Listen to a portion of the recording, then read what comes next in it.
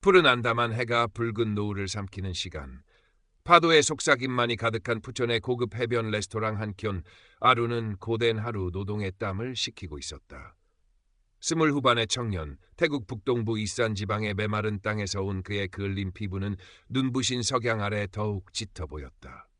남루하지만 정갈하게 관리된 식당 직원 유니폼 위로 드러난 손에는 나무를 다루며 생긴 자잘한 흉터들이 그의 삶을 말해주고 있었다. 그의 앞에는 작은 나무 조각, 막 부엉이의 형상을 갖추기 시작한 그것이 놓여 있었다. 무표정한 얼굴 뒤 그의 깊은 눈빛은 고향에 두고 온 가족과 언젠가 자신만의 작은 공예품 가게를 열고 싶다는 소박한 꿈을 담고 일렁였다. 화려한 조명과 외국인 관광객들의 웃음소리가 멀게만 느껴지는 구석 테이블. 이곳은 아룬에게 허락된 짧은 휴식의 공간이었다. 그는 작은 조각칼을 들고 집중했다. 사각거리는 소리만이 그의 작은 세계를 채웠다. 나무의 결을 따라 섬세하게 움직이는 손길에서 그의 과묵함 속에 숨겨진 인내와 강인함이 엿보였다. 그의 고향 이산에서는 이런 바다를 볼 수 없었다. 푸치올의 눈부신 풍경은 때로는 그에게 이방인이라는 사실을 더욱 사무치게 상기시켰다. 가난 때문에 더 나은 삶을 위해 이곳까지 흘러왔지만 피부색과 출신 때문에 겪어야 했던 차별과 무시는 그의 마음에 그늘을 드리웠다. 하지만 그는 무너지지 않았다. 묵묵히 자신의 길을 걸으며 비슷한 처지의 동료들과 보이지 않는 유대를 쌓아왔다. 아룬, 힘들지? 이거 마셔. 주방에서 일하는 중년 여성, 수다가 시원한 물 한 잔을 내밀었다. 그녀 역시 이산 출신으로 푸정에서 오래 일하며 아룬에게 엄마처럼 따뜻하게 대해주는 존재였다. 그녀의 푸근한 미소에 아룬은 잠시 고된 현실을 잊고 희미하게 웃었다. 고맙습니다, 수다 아줌마. 그가 물을 마시려 할 때였다. 요란한 웃음소리와 함께 값비싼 옷과 시계로 치장한 청년 무리가 식당으로 들어섰다.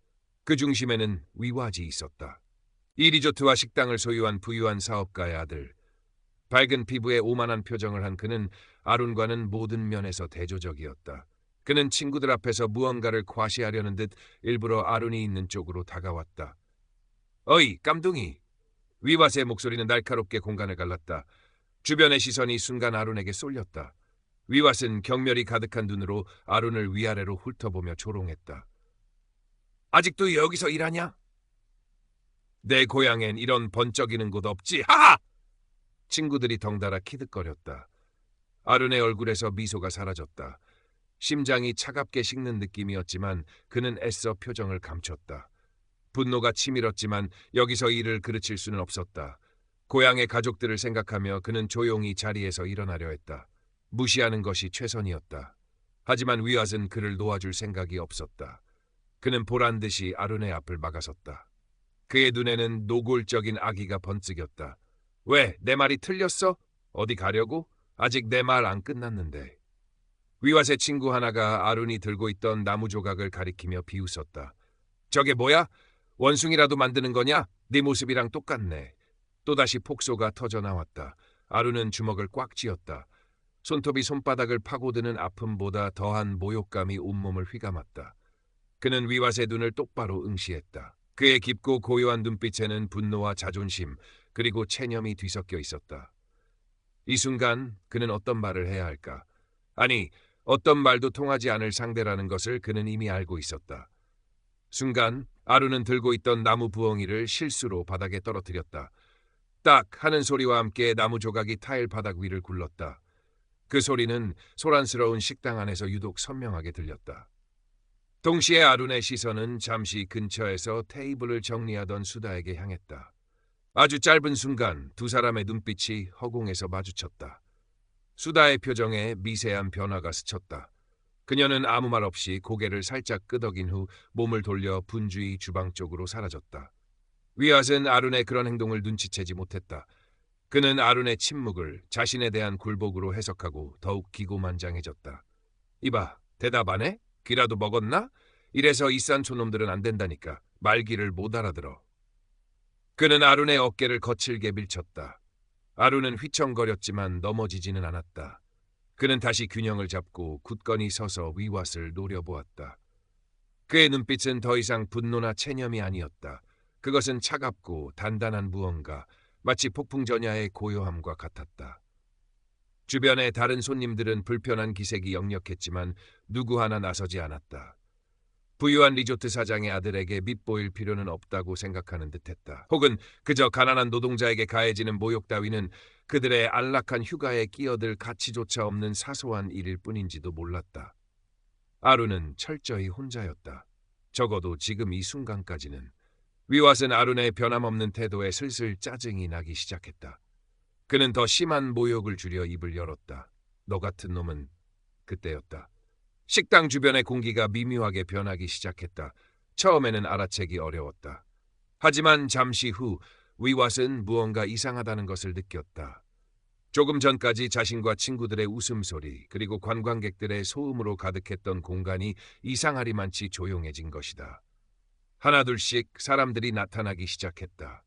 주방에서 나온 동료 요리사들, 앞치마를 두른 채 나온 설거지 담당 아주머니, 근처 기념품 가게에서 잠시 나온 듯한 상인, 해변 의자와 파라솔을 관리하는 청년, 심지어 식당 입구에 대기하고 있던 툭툭 기사까지.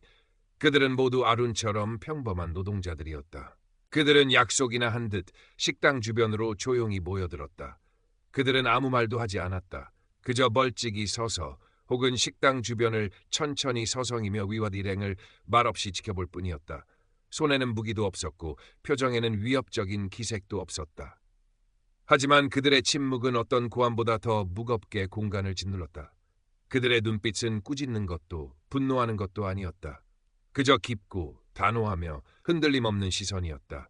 마치 우리는 다 보고 있다고 말하는 듯했다. 위왓은 처음에는 당황했다. 뭘 봐? 저리들 안 가? 그는 허세를 부리며 소리쳤지만 목소리는 어딘지 모르게 떨리고 있었다. 그의 친구들 역시 불안한 듯 서로 눈치를 살피며 수군거리기 시작했다. 모여드는 사람들의 숫자는 점점 늘어나 어느새 10명이 훌쩍 넘었다. 그들은 위왓을 애워싸는 형태를 취하지는 않았지만 그들의 존재 자체만으로도 위왓은 보이지 않는 벽에 갇힌 듯한 압박감을 느꼈다. 몇몇은 자기들끼리 낮은 목소리로 무언가 이야기를 나누기 시작했다. 그들의 대화 속에서 위왓의 아버지 이름이 들리는 것 같다.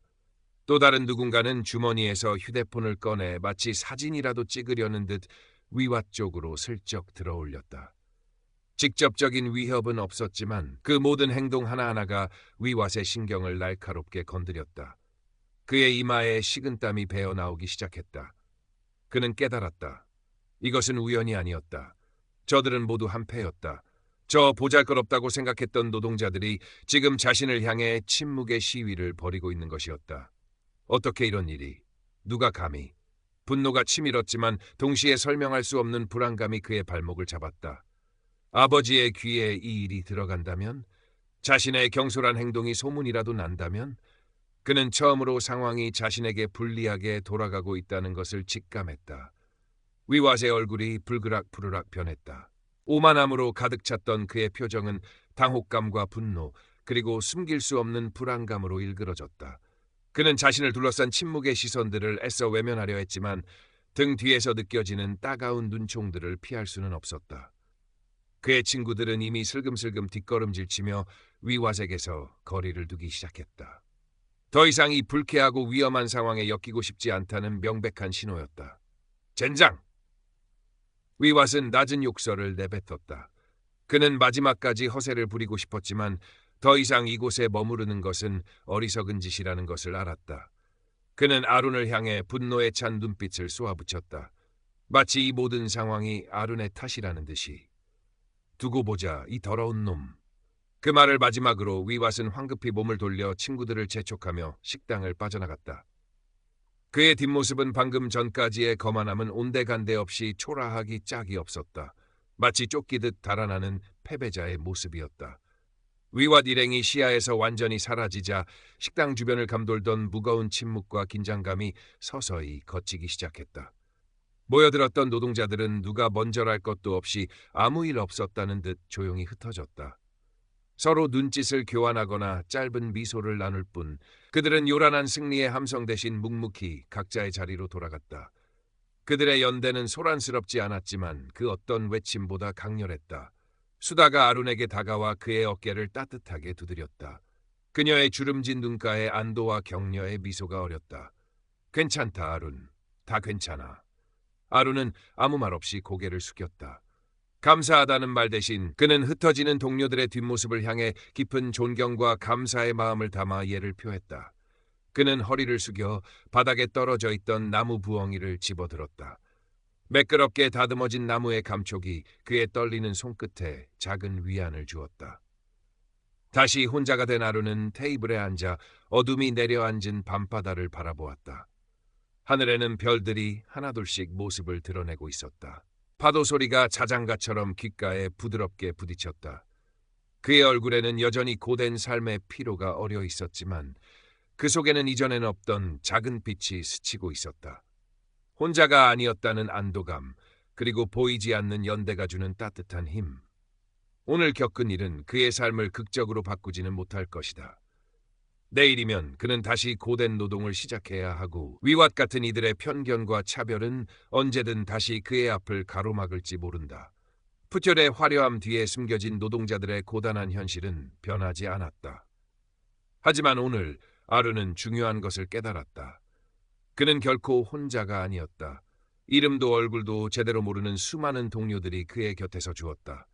그들의 조용한 연대는 세상의 어떤 권력이나 부유함보다 더 강하고 단단한 힘을 가지고 있었다. 그 힘은 아룬에게 모욕 속에서도 자신의 존엄성을 지킬 수 있는 용기를 주었고 앞으로 살아갈 날들에 대한 작은 희망을 품게 했다. 그는 손안의 나무 부엉이를 가만히 내려다보았다. 아직 완성되지 않은 부엉이의 눈망울이 어둠 속에서도 지혜롭게 빛나는 듯했다. 그는 다시 조각칼을 들었다.